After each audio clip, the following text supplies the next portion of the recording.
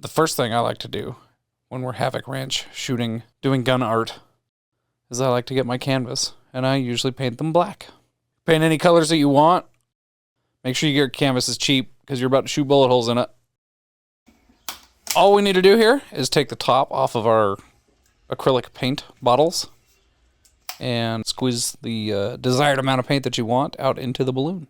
I just like one big squeeze. I've got a metal post that I've driven into the ground, or a piece of pipe, and the end is flattened with a hole drilled in it, so I can hang a piece of steel wire through it. And then I use the steel wire to hang the balloon. One of the things I didn't mention before is that when I do fill up the balloon, I try to match the color of the balloon to the color of paint.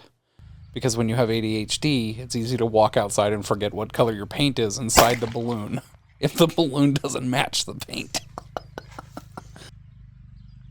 Yeah, so my thought was that, like, we shot the balloon and the paint's all kind of traveling in the same direction.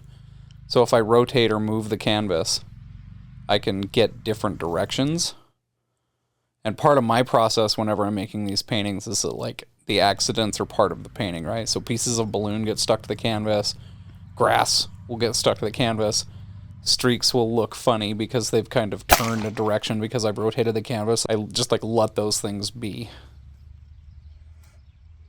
Here we're using a Kimber 1911 Grand Raptor 2 and 45 ACP with the hollow point ammunition, because we decided the hollow points would expand better when striking the wet body of paint. However, we did learn with some of our paintings, the hollow points open up so much that they'll break the canvas, like cause big rips. One of the things we learned too is if you put a balloon full of paint right up against a piece of canvas and you shoot the balloon, all of the energy from the bullet gets transferred to the canvas and it'll blow the canvas open. So we call that, this is the Joker, and that's Harley. Always practice good gun safety. Make sure you don't point your gun at anything you don't want to shoot.